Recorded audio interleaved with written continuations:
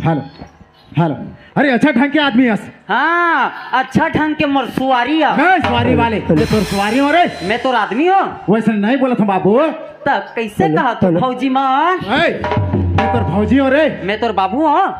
वैसे नहीं कहा था छोकरा मान। तब कैसे कहा तो 1.5 सास माँ? 1.5 सास वाली। मैं तो 1.5 सास हो रे। मैं तो छोकरा हूँ। होबे होबे होबे नहीं हो बाबर। 2 जन हो तहन ऑपरेशन हो गए भाई ऑपरेशन वाली।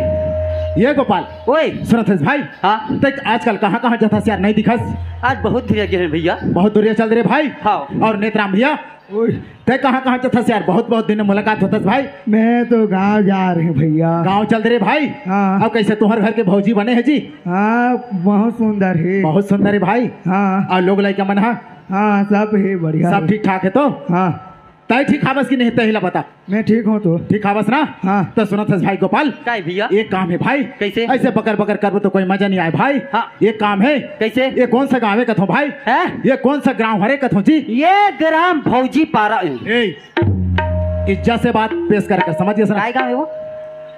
काय गाँव है? काय गाँव है जी? है भजरी।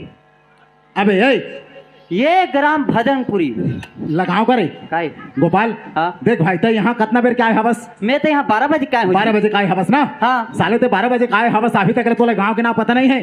क्षेत्र ही तेलत पता रही। और जेलन ही तेला पूछा था बगर गांव के आदमी लोग कैसे जान यार? तय कौन गाँव है भैया? एक कौन सा गांव जानते भाई? कौन गाँव? आज एक पावनधर ग्राम भोजपुरी। अच्छा भोजपुरी। भोजपुरी होते भाई ये गांव के नाम। हाँ हाँ तो यहाँ का होते भाई? यहाँ हाँ यहाँ तोड़ दई के छठी हो और के सच्ची वाले तोला पता नहीं है भाई? काय काय होते तोला पता नहीं है का? मोला पता रहती इसके में तोला पूछते। अरे अरे अरे तोला पता नहीं है भाई? आहा। तो आज का होते जानथस? काय होते? अरे अत्यंत हर्ष के बात है भाई। हाँ। हर साल के भांति अच्छा। आज हमारे ग्राम भोजपुरी में हाँ। आज माँ शेरा वाली जगदम्बा के आज पूजा अर्चना करत है मोर भाई। सही बात है मोर बड़ी भैया। जानथस भाई गोपाल? ओए एक नाम से ना। हाँ। आज मोर गांव के भुइया जय माँ शेरा वाली छत्तीसगढ़ी नाच पार्टी ग्राम मौली भाटा जिला नयापरा से आज हमारे कार्यक्रम में रखे मोर भाई। सही बात है भैया। सुनत है भाई कैसे नेत्राम? हाँ भैया। सही बोला तो ना भाई? हाँ ते काम करबो भाई। एक काम है गोपाल। कैसे? अब वो जितना भी पीछे तरफ बैठे हावे हाँ यहाँ जब सामने बैठे हावे हाँ तय मला पहचानथस का कथो जी? ये बड़े हाँ एमन कौन हरे जी? ये मला नहीं जानस भाई। हाँ। अरे एमन तो वही स्वयं कैलाश पर्वत के रहने वाले अरे शंकर भगवान है मोर भाई। ये दास रे शंकर भगवान। जी मोर बाप जन्म लुंगी वाला शंकर भगवान नहीं देखे। अरे ये लुंगी वाले ओए एक मन के नाम से एक बार दोनों हाथ में ताली के साथ जयकारा होना चाहिए भाई। अच्छा जयकारा लगा। हाँ जयकारा लगाना है जी। बोल शंकर भगवान की जय हो। अब ये मला जानना रे भाई। ये मान ला तो जानदार है। अब एती अमर भाई यहाँ से लगी जितना भी पीछे तरफ बैठे हमें हाँ देखा था बस ना जहाँ तक तो नजर जाते यहाँ तक देख। हाँ बुटुर बुटुर तो देखा थे। देखा था बस ना। हाँ, हाँ, अब इधर भी थोड़ा मोड़ के देख भाई।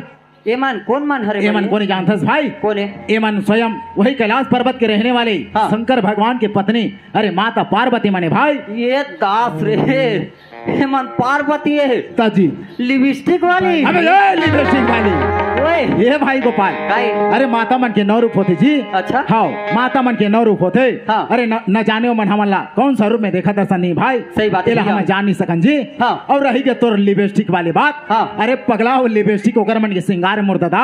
सही बात है भैया। हाँ। जे 16 श्रृंगार करते वहीला माता की दर्जा दिया जाते जी। तय कर मन के कैसे करो? अरे एक मन के नाम से एक बार दोनों हाथ में ताली के साथ जोरदार जयकारा होना चाहिए भाई। एक बार जोरदार ताली। हाँ। बोल पार्वती मैया की जय हो।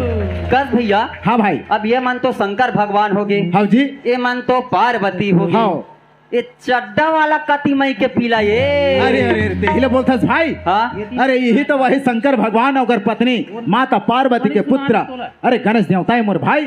बाप रे गणेश भगवान है। ताजी मोर बाप जन्म चड्डा वाला गणेश भगवान। अरे ये बड़े हाँ। ये गजानन स्वामी है। हो। तय कर छुट्टी मुसवा खाले में। अबे ये छोटी मुसवा वाले काकर छोटी मुसवा ना खाबे रे देना देना। ये भाई गोपाल ओए सुनथस भैया। हाँ अरे तय हरे मल्ला वो भादो महीना में मना जाते। हाँ। जो गणेश देवता के पूजा अर्चना करे जाते। हाँ। अरे ओकर सामने में जो छोटे से छोटी मुसवा बैठे रहते। हाँ। तो वैसने वाला समझथस का भैया? मैं इसे समझत रही मोर अरे अरे भैया। अरे वैसने वाला नो है मोर दादा। ता? एमन स्वयं अंतर्यामी गजानंद स्वामी जी। तय कर मन के कैसे करो? अरे गुरु नाम से एक बार जोरदार दोनों हाथ में ताली के साथ जयकारा होना चाहिए भाई। बोल गजानन स्वामी की जय हो।